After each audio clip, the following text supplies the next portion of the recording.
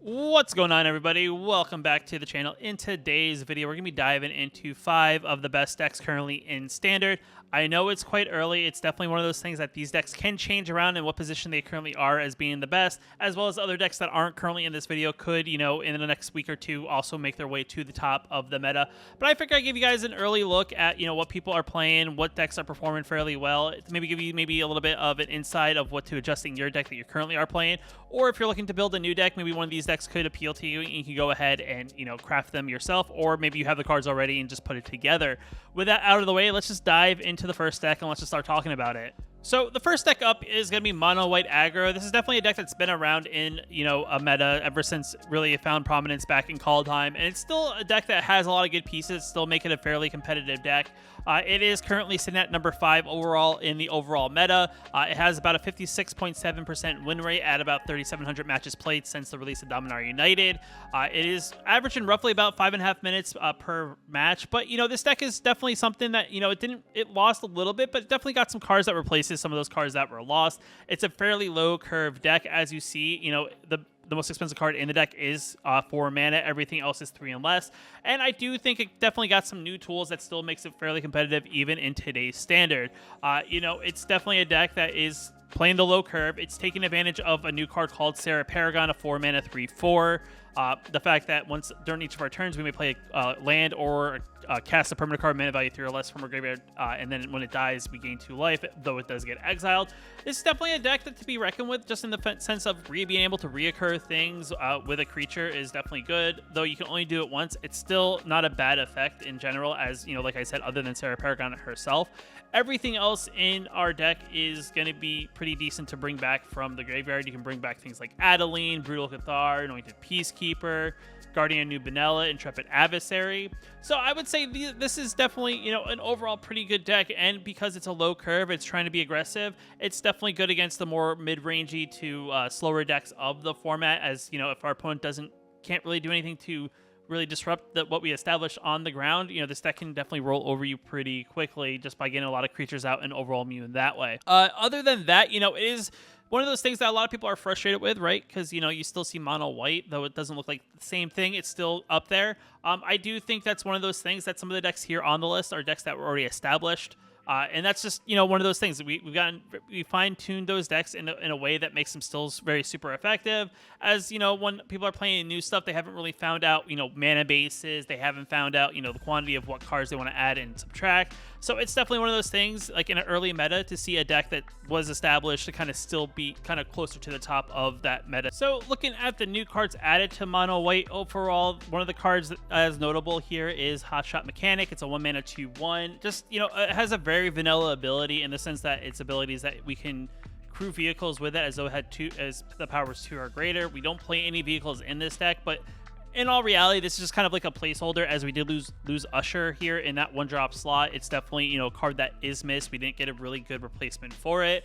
Though, because we are a low curve, this definitely makes sense as to why, Mono White would add a card that is a 2/1 for 1 mana. It's definitely still a pretty powerful card in the sense that, you can play it on turn 1 and still attack him pretty aggressively as the game goes on.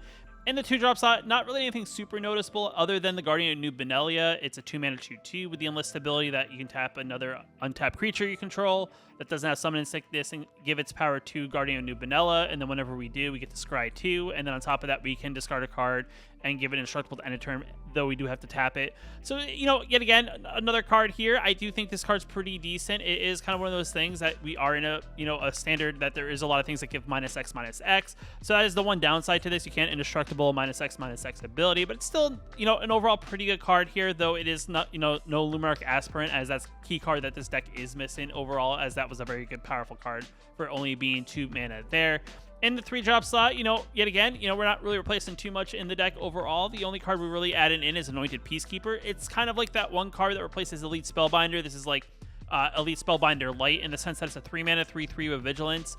The good thing about the card is that we get to look at our opponent's hand. We can choose any card name from their hand or from their deck if we know what they're playing, and we can make that card cost 2 more to cast. And if it had activated abilities outside of mana abilities, those activated abilities also would cost 2 mana more to cast. And the other benefit here, it does have 3 toughness, it does have vigilance, so it still can attack pretty well.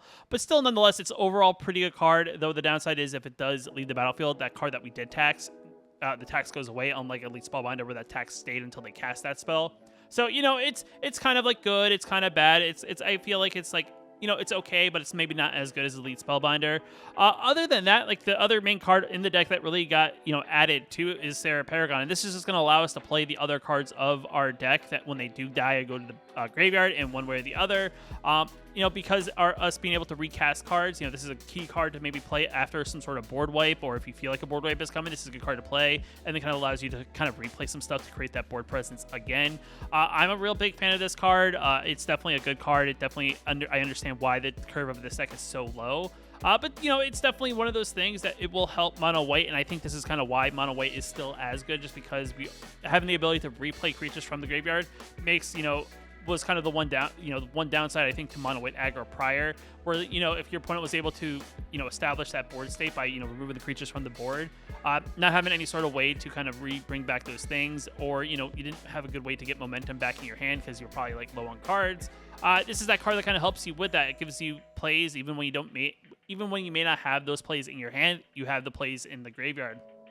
And then the mana base is pretty straightforward. You know, when you play a monocolored deck, there aren't really too many value lands outside the legendary lands, so you are playing a balance of Aganjos and Plains. And this deck goes for 24, where, you know, there's one Aganjo and there's 23 Plains. You know, it's a good deck, right? Like, it does a lot of good things. There wasn't really anything wrong with mono white. Like I said, you know, we did lose a few key cards, but I do think, you know, what's in this deck is still fairly good. It definitely can overwhelm your opponent. It is a low curve deck, so, you know, you establish that board state quickly, and you kind of attack as aggressively as possible, and hopefully you kind of, you know, overwhelm your opponent before they to the point they essentially die and they can't really, you know, recuperate the life points that they had lost. Like I said, I understand why this is probably, you know, still in the top 5, but we'll kind of wait and see. You know, as the meta gets better established, will this still be in the top 5, or will it, you know, go up or go down depending on how the meta develops? The next deck up on the list is going to be Selesnya Enchantments. This is one of those decks that I felt like was still going to be fairly good, you know, post-rotation, as, you know, most of the cards that were in it come from Kamigawa in the newer sets. The only thing that it really lost was the runes, but it really didn't make the deck super effective in that way, just because, you know, this version of the deck wasn't really trying to play the runes like the runes deck was. This one was trying to, you know, get the presence of, you know, various enchantments out and then kind of overwhelm your opponent in the early game state with like a Mashako's Reign of Truth and just attacking in for big damage. You know, like I said, you know, it didn't lose much. It has a lot of good cards still in it. It's fairly inexpensive. It does make sense as to why this is another deck that's still very prominent on the meta. You know, it's sitting at roughly about a 56.8%, which is slightly better than mono white. And, you know, in 23,000 matches, that's still fairly good. It's a very low to the ground curve, you know, very good against the more aggressive decks of the format, though I would say if a deck is super heavy in spot removal, that is the one downside to playing a deck like this, but it still has a lot of unique tools, you know, to kind of, you know, hopefully overwhelm your opponent in that way, one way or the other. You know, there's not, like I said, there's not really actually any new cards in this deck. You know, if you had this list together and you maybe got rid of the runes, you just got to replace some of the other cards. Just to kind of, you know, put the deck kind of back together. It looks like, you know, because we didn't get a dual land for green-white, we are playing the tap dual land, which is kind of a downside. You could be a little bit more aggressive and play the Farmstead, you know, in this slot as well if you have that. You know, it's not a deck that needs a ton of lands. It's only running in 22 lands just because it is a low curve deck. You know, we do have a 7-drop in the deck, but this is kind of one of those cards that costs 1 less for each enchantment control, so we're never really ever paying the full cost, or the card's really bad. But it is a 4/4 flyer that is in the deck, which definitely gets benefits from most of the cards in the deck that are enchantments and or enchantment creatures. You know, the deck does what it does. You know, it's trying to play things early, establish that enchantment board state, get rid of things with their enchantment removal, and then hopefully attack in with a nice big Mashako's Reign of Truth. And, you know, it's a very low curve, very aggressive deck. It does, like I said, does fairly well against most slow decks of the format, so good against mid-range, good against the more control decks.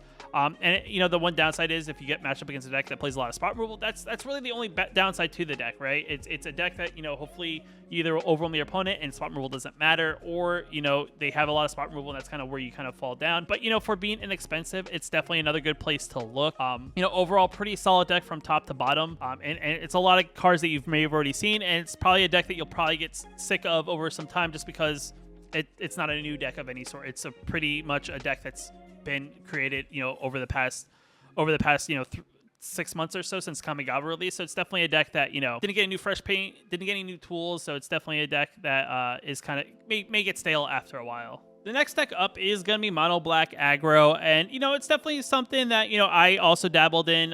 Yesterday I did release a video doing my own version of more of a mid-range style deck, but Mono Black is definitely a good spot, and you'll kind of notice as I go through the next two decks of the meta, it's definitely a spot where there's a lot of power and a lot of cards. And that may be also because a lot of people are experimenting, so a lot of cards here are kind of stopping and slowing down what people who are playing other decks are doing. It has a very strong curve. It's a very low curve yet again. Most of the cards in the deck are 3 or less, though we do have Shieldred at 4-drop. And the idea here is just trying to overwhelm opponents in that early game, keep the board clean with our spot removal, and then try to maybe drain them a little bit with like Trespassers, make them discard things with Lily on the Veil, then eat with Trespassers. It's just trying to overwhelm your opponent that way. Some of the new cards in the deck are Cult Conscript as a 1-mana 2/1 that comes to the battlefield tapped, and if a card would die, that we can return to the graveyard from the graveyard to the battlefield for 2 mana only if a non-skeleton creature died under our control this turn. So if anything on our side dies, we can always bring it back, which definitely pairs well with say like a Tenacious Underdog. Tenacious Underdog blitzes in, you bring back a Cold Conscript after Tenacious Underdog dies, which is definitely very good there. Is playing Cut Down to kind of get rid of those early turn creatures with power and toughness of 5 or less for 1 mana. Instant speed still fairly good.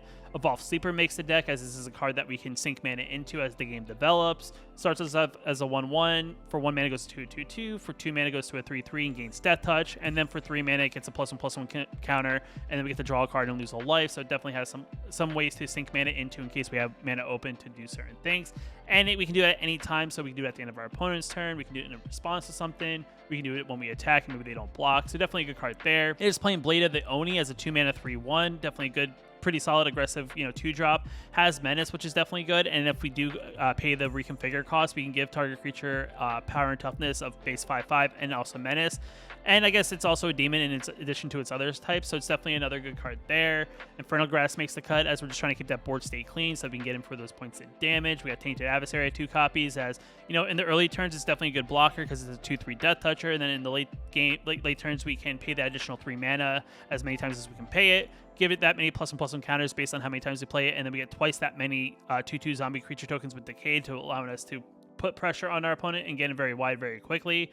Tenacious Underdog is a solid 2-drop, being a 2-mana 3/2 with the Blitz ability that when it would die from the Blitz ability or would be either die or get sacrificed at the end of your turn, we get to draw a card, which is definitely good, and only being 2 mana is definitely awesome. Graveyard Trespasser is also a great card. There's a lot of things that want to target things in graveyards, either bring them back or get some certain benefits, and Graveyard Trespasser makes a lot of sense as it is a 3/3 for 3. It has a ward ability of making your opponent discard a card in order to target with a spell. And then, like I said, on top of it, when it enters the battlefield and or attacks, it gets to eat a card. If it's a creature card, we drain our opponent for 1 life. We gain 1 life. The reverse side is it grows to a 4/4, and then we get to do the effect twice. So we get to pick 2 cards, and if they're both creatures, we drain them for 2 and we gain 2. So definitely a good card there. Lily on the Veil to put pressure on your opponent's hand and or their board state, as you can +1 make each player discard a card. In our sense, we can always go ahead and discard like a Cult Conscript or Tenacious Underdog, as we can reoccur those from the graveyard. -2 force them to sacrifice a creature. This is very good against a lot of decks that don't play a lot of creatures to get the board very wide. As a -2, just maybe make them sacrifice their 1 creature. And then the -6 is still, it's good, but the main point of Lily, what makes her so good is that the +1 and the -2. But the -6 is still decent, like as well. You separate their permanents into 2 piles. Your opponent has to choose one of those piles, and then they sacrifice the rest of the permanents.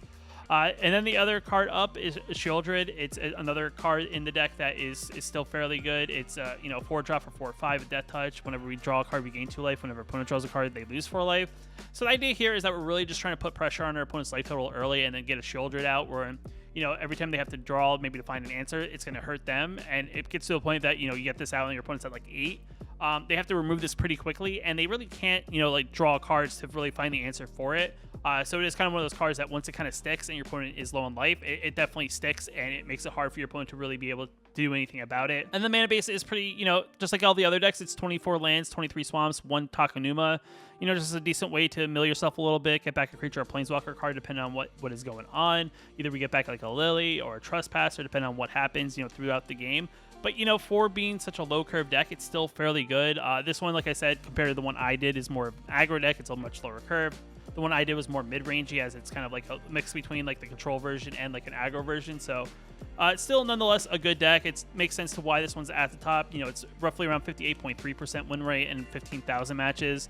That's probably going to fluctuate here and there just as the the meta develops a little bit better. People get a little bit more adjustments to the decks they're making, but still, nonetheless, it is a good deck overall. The next deck up on the list is a Rakdos Midrange, and you're going to see a certain theme that's happening on these next couple this deck and the next deck up on the list, as there's a certain theme to why these decks are at the top. It's pretty much Rakdos good stuff pile, as there's a lot of good stuff in this deck. It's playing the best cards from black and the best cards from red/black.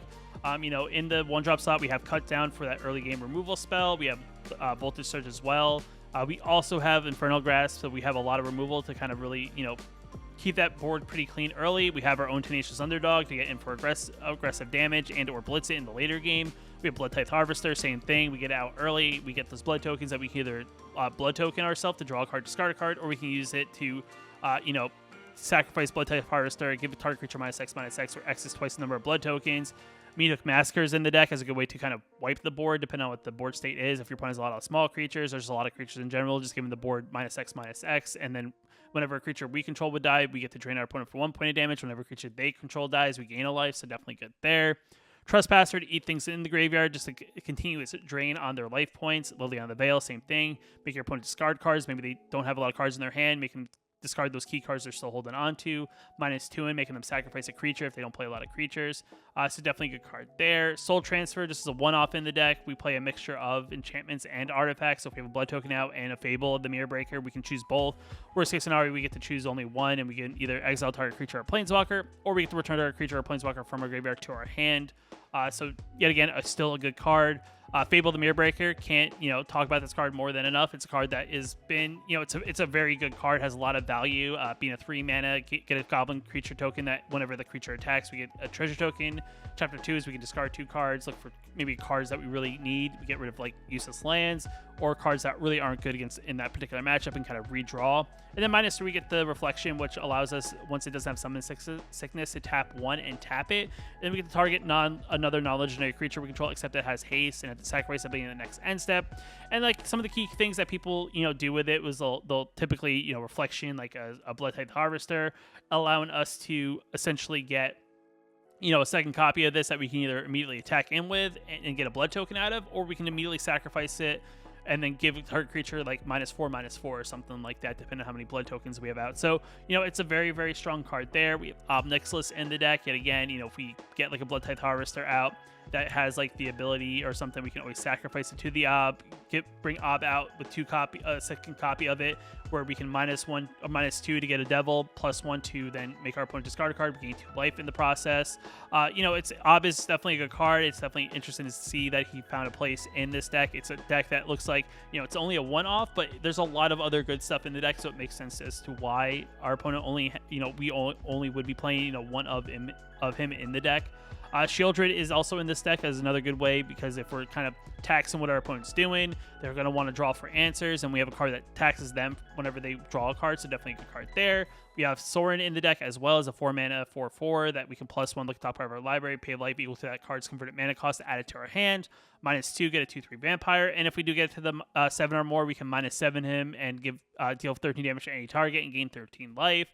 And then in the 5-drop slot, we have 4 copies of Invoke Despair. Just this card's really, really good. It's a 5 mana. Possibility of draining your opponent for 6 points of damage and drawing 3 cards. Possibility of making your opponent sacrifice 2 things, still drawing a card, and still draining them for 2 life. This card is definitely very, very good, and definitely, why this deck is a pile of good stuff, I would say, overall. And then the mana base in this is definitely pretty straightforward. 10 swamps, 1 Takenuma, 1 mountain, 1 Sakozan, 4 Haunted Ridges. We have also 4 Sulphur Springs, so we can be aggressive, and we still have 3 Xander's Lounges in the deck. This is just more of a way that we can either, get the mana we need early by playing this on the battlefield tapped. In the late game, we can always use it, cycle it to then draw a card, which is definitely very good. And, it definitely makes sense, yet again, as to why this deck is also very good, just because it is a deck that, in the early meta, it's playing a lot of things that a lot of the black decks are playing. So it's, it's also at like a 58.6% win rate. It's about 10,000 matches played. So definitely, you know, a good deck that looks like it does fairly well against a lot of the decks that people are experimenting with and trying currently in the meta. And the last deck up is more of a mono black control or slash mid range. You know, it's a deck that can grind out games. It's yet again a deck that's playing all the good stuff that I think that is in the mono black color. It's not as aggressive as say the mono black aggro deck, as you know, as you see, we only have, you know, the cut downs and a 1-drop slot, but a lot of the meat of the deck is in that 3 to 5-drop slot of the deck. You know, we do play cut downs, we do play Infernal Grass, we play Tenacious Underdog. The one difference is we also play Bank Busters here as a way to kind of, you know, draw cards, get that card advantage out. And then, you know, if we need to, we can always attack in with it as well. We have also Meathook Massacre in here to keep that board clean. Trespasser also makes the list just because we're doing a lot of things that puts a lot of things in graveyards. Trespasser can kind of eat those things up and drain your opponent that way. We have Liliana the Veil in the deck at 4 copies. You know, it's definitely good there. You know, this is one because we are getting card advantage with the deck. It's definitely, you know, things with like Bank Buster, we can put more pressure on our opponent's hand with the +1 ability. 1 copy of Soul Transfer makes the list, as well as we do play, you know, Bank Buster and also Meathook Massacre. So Soul Transfer has a possibility of doing both abilities. Worst case scenario, we get to do one of them, which is still fairly good. Shieldred makes the list as another card because we are being very controlly, very, you know, playing a lot of things that is grinding out your opponent, withering down their hand, making them have to pay life in order to really draw that card. It makes it very good there. We have Sorin in the deck, you know, yet again, allows us to get more card advantage, works very well with, like, you know, making our opponent discard with Lily as well as ourselves. We get cards back into our hands so that we can still continue to do that. And then in the top slot, we also have Junji as the Midnight Skies, a 5-drop 5/5 flying menace creature that whenever it dies, we get to choose one. Each opponent discards 2 cards and loses 2 life. Or we get to put target non-dragon card from graveyard onto the battlefield under our control, and we lose 2 life. So we have a lot of things that make them discard cards or put things in the graveyard. And then Junji is kind of a good way that we can attack in with it, and our opponent may not want to, you know, sacrifice it or kill it just because they don't want us to maybe take their creature and then attack, you know, have their creature on the battlefield on our side. Or worst case scenario, we get something back from our side, which is still fairly good. And then we have 4 copies of Evoke Despair, as, you know, this is yet again like the mono black pile of removal and good stuff. It's still overall a pretty solid deck, and, you know, because it is a control deck, you want to play a little bit more lands. We have 22 Swamps, 2 Takanumas, and 2 Field of Ruins, and Field of Ruins definitely a card that's in an interesting spot, just in the sense that people are playing a lot of, like, you know, triomes, dual lands, just try to get the domain colors, and this can kind of hit those colors and kind of, you know, basic check your opponent. So if you don't think your opponent's playing a lot of basics, Field of Ruins definitely a good card there, as it being kind of like land hate, and, you know, maybe making your opponent go back a turn because they lost the land. But yet again, a deck that is probably the best currently in the format, as it does a lot of things against even like the aggro decks or even the mid-range decks, as it does have a lot of removal to kind of keep the board clean and allows you to kind of take over the game. And it's in at the best overall win rate of the meta, currently at 60.6% in 60,000 matches played. You know, it's one of those things, you're either playing probably a pile that's more, if you're playing mono black, you're either playing the more control pile, like I said earlier, or you're playing the more aggro pile with the other deck before. And I even think there's probably a balance of between this and the aggro pile, where you play more that mid-range pile. I just think mono black has probably the most powerful cards of the format currently, just because there's a lot of things that were good prior. And if anything, I think mono black had a lot more things that improve the goodness of what we already had.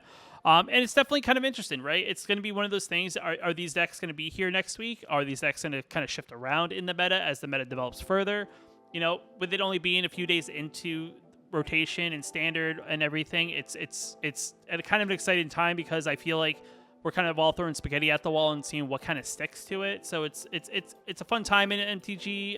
This is definitely great. I think, you know, us not being able to test the format kind of prior to, you know, rotation, I think actually helps, because a lot of people are just kind of trying everything. So it's definitely fun. Let me know what you guys think down in the comments below. Is there something that you're playing that maybe I didn't go over in the list? I will note that there are a lot of decks that are kind of, you know, still very good. There's like 17 total decks, including the 5 went over today, that are above 50%. There's a couple decks that are kind of fringe, like slightly below 50%, that, you know, it's possible that you're still tweaking the numbers, trying to get the cards right, but they could always, you know, rise up and still get, you know, a decent overall win rate. If you like the video, hit that like button. Definitely helps out a lot. If you're new here, you want to post new videos on the channel like this one, hit that subscribe button. Until next time, I'll see you in the next video. Just want to give a special shout out to the channel members here on my YouTube channel. You can also become a channel member yourself down below the video, hitting that join button. It definitely helps out a lot, and I just appreciate you guys for your support.